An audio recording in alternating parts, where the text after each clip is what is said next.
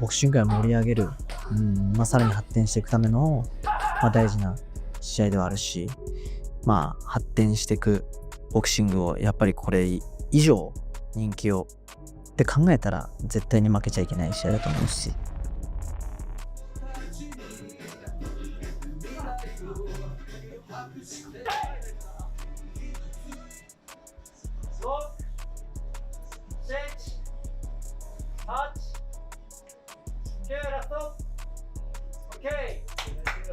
その場その場の瞬間判断がやっぱりいち早くやっぱりできると思うんですよ。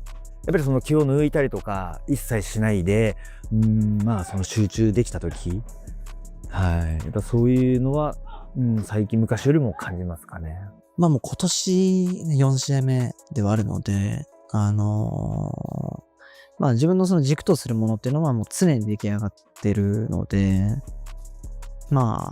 Before he steps back into the ring, Naoya Inoue is putting in the work behind the scenes. From intense training sessions to conditioning and recovery, here's a look at how the monster prepares for his next fight. それもやっぱりそのボクシングっていうものが好きだから、そのボクシングっていうステージに行った時はもうそういうモード入っちゃうんじゃないですかね。その時はやっぱり人間変わりますよね。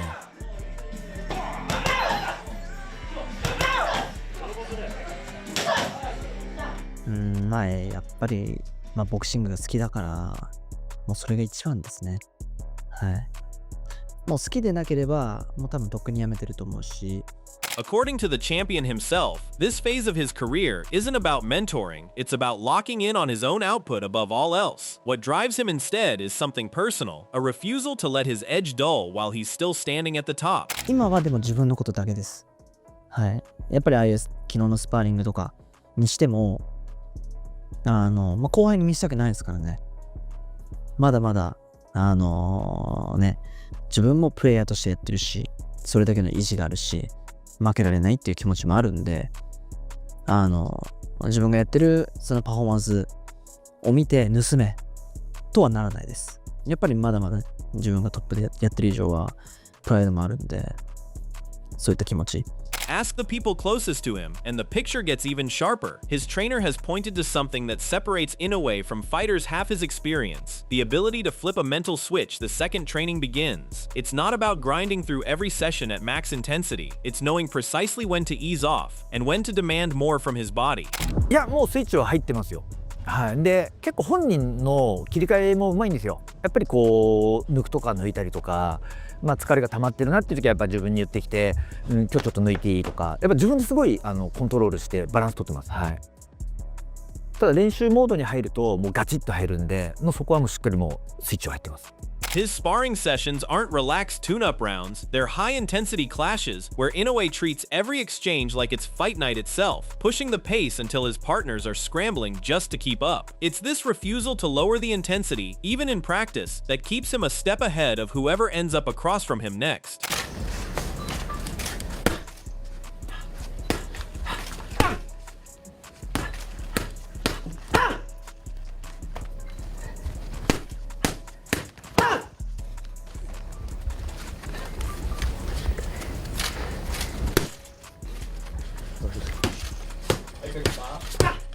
His mornings start long before the gym doors open. Inoue heads out for extended runs tethered by a resistance band that his coach uses to physically hold him back mid-sprint. It's a deceptively brutal method. Fighting against resistance the entire way forces his legs and lungs to work far harder than a normal run ever could.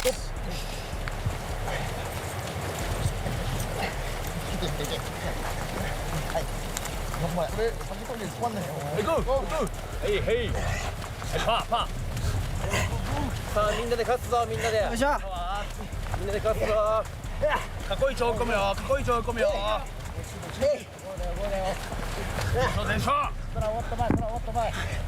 Something's clearly different about this camp, and it's his own coach saying so. According to those closest to him, Inoue's approach heading into the next fight carries a noticeably sharper edge, a different gear entirely from camp's past. The shift isn't about technique, it comes down to motivation, a fire that's reportedly burning hotter than it has in previous build-ups. 本当ここ何戦かの中でもすごくこうトレーニングに対するその気持ちの入り方というか、そういうのもやっぱちょっと違う。それはもうモチベーションですね。結局誰と戦うか、誰とやるのかっていう方がもうある程度全てを証明してきて、じゃあここの先何を証明するんだって言ったら、やっぱり自分が強いと思ってる相手と戦って勝つとか、そういったところにそのモチベーションっていうのを見出せる選手なんで。 There's a moment in every hard training session where the body starts negotiating with the mind, and that's exactly where Inoue separates himself. Most fighters slow down when they're tired. Inoue doesn't. Where others naturally drop in the final stretch of a hard session, he holds his pace, sometimes even pushing past it, hitting what looks like 110% when his body should be running on empty.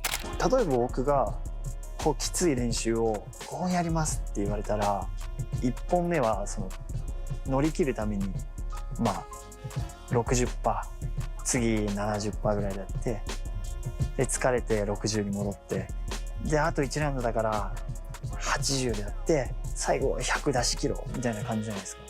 でも彼は最初から100やるんです。100やって本当に疲れ切って、まあ、70とか60とかになっちゃうんですけど、最後のもう一踏ん張りで110、120とかいくんですよ。だからそこが His trainer doesn't sugarcoat what's really on the line in this sport. One loss, he said, can wipe out everything a fighter spent a career chasing, not just a single result, but every dream built up to that point. Inoue's taken that warning to heart, and it's shaping every rep of this camp. やっぱり勝ったものはやっぱり人の夢を食いながら上に行くんで、そういう意味では夢を負けたボクサーっていうのは失ってしまうし、今までやってきたことを全否定されるんで、それほど悔しい思いはやっぱりないんですよね。だからこそ絶対に負けたくないって、絶対に勝ちたいっていう、絶対に勝つんだっていう気持ちで練習からずっとやっていくんですけど、まあボクシングっていうのは年に3回か4回しか試合できないんで、他のスポーツよりもその練習に費やす命をかけ続ける時間が長いんですよ。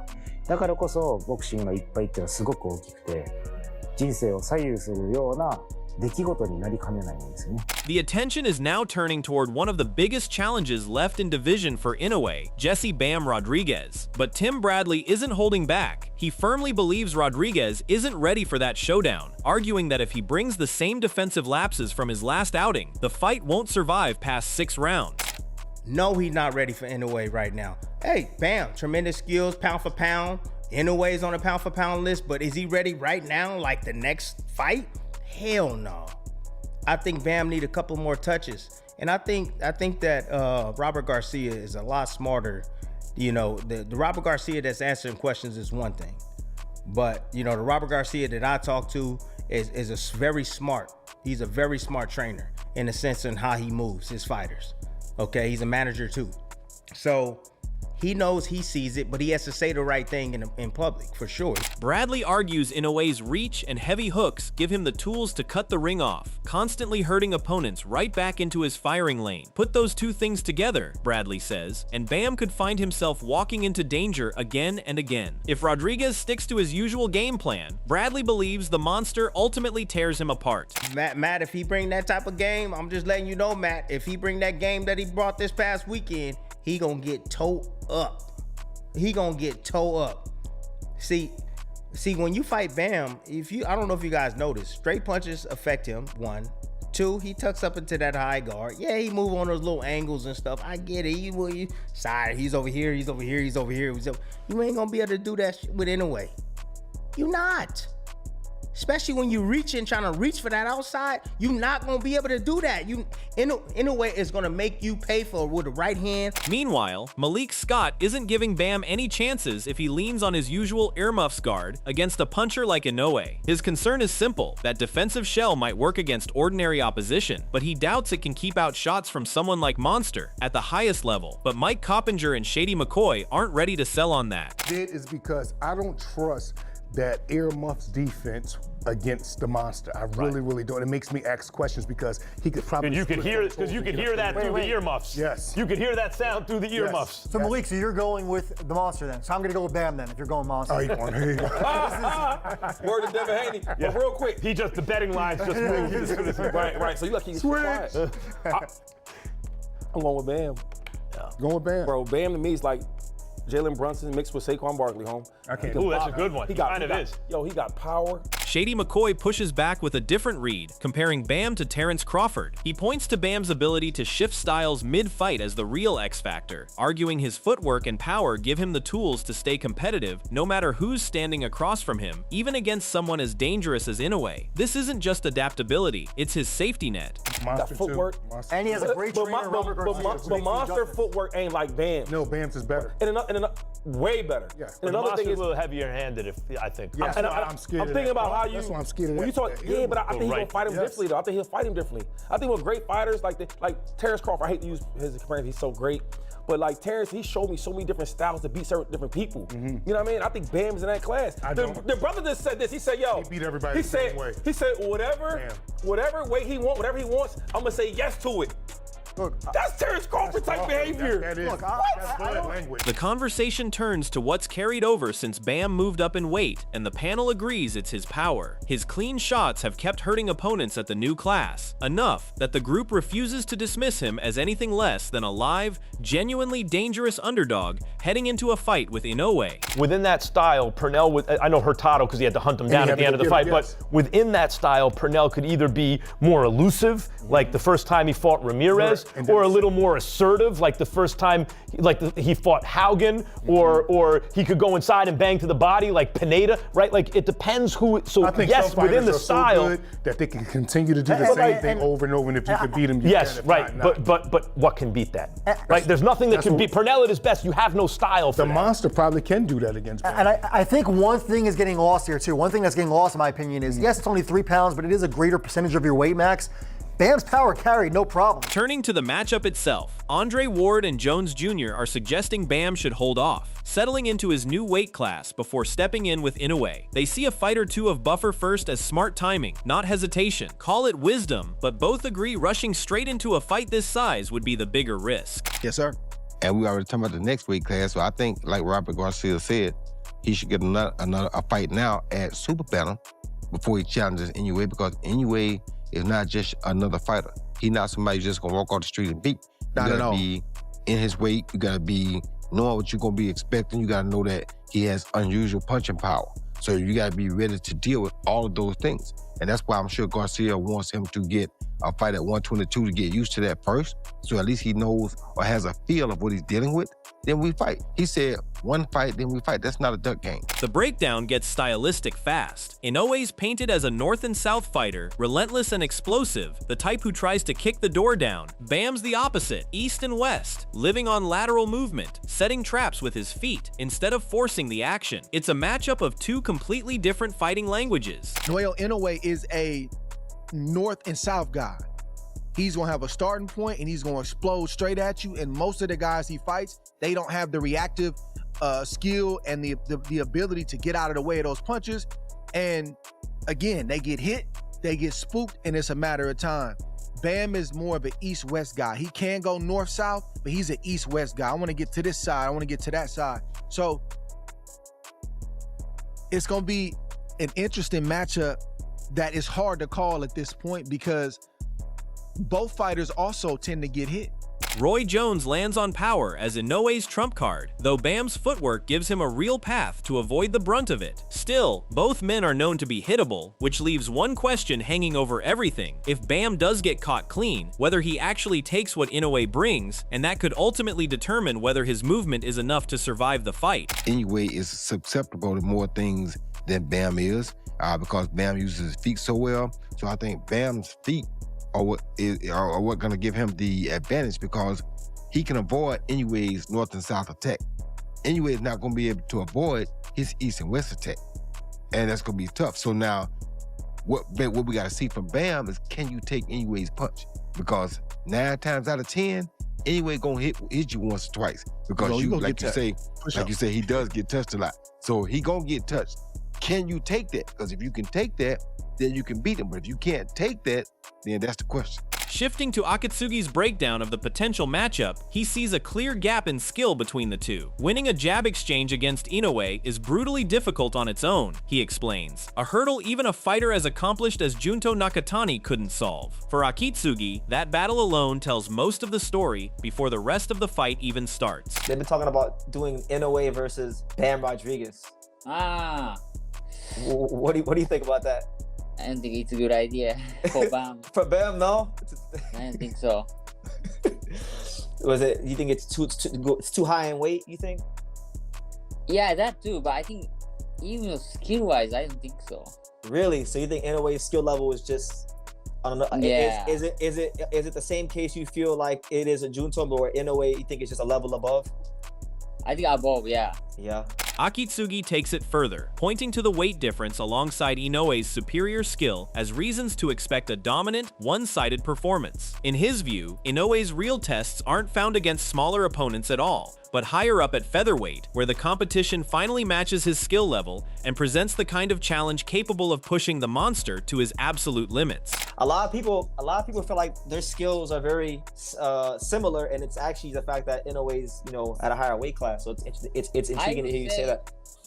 I would say if Bam could win the jab, like a front hand against Naoya, I think he can give him trouble. I think, but I think it's very difficult to win the jab battle against Naoya. Because Junto jab is very good, but yeah, Naoya was way better. Turning to the moments inside Bam's camp, which offer a closer look at the preparation behind the fighter. Bam's camp is putting his ring intelligence on full display. We're about to tell him something, and he just does it on his own. Like, the elite level guys are so smart, they're so cerebral in everything that they do. That's, I think, the main thing that sets them apart, because we have a lot of guys that they all work hard. We have 4-rounders, 6-rounders, 8-round fighters that all work hard. But the stuff that we do in the gym, the way we do, like, the most basic example, like when we're using Bam, is how he pivots and stuff. We try to teach a lot of fighters to do that, but they can't do it in the fight. They won't even try it in the fight. But Bam is smart enough to know when to use it, how to use it properly, and then still, stay balanced and stuff. But that all comes from being intelligent. And I think that's what separates the guy the most, is the intelligence. Digging deeper into the MIT session, Bam breaks down why he cycles through 3 different coaches across a demanding 12 rounds. The rotation isn't random, he explains. It's structured to keep his technical sharpness intact while managing the physical toll of that much sustained work. Each coach brings a different focus, keeping the session fresh instead of letting fatigue dull his precision late on. Today, I did 12 rounds of mitts with 3 different coaches. So, talk me through why the switch between coaches. Well, I think it's multiple reasons. One reason, just because I think maybe they get tired of holding the mitts, their hands start hurting, their elbows start hurting. Second, each coach has a different style of doing mitts. One might be more technical, the other coach might be more stamina. I feel like that's what we have here in this gym, so that's why we rotate coaches.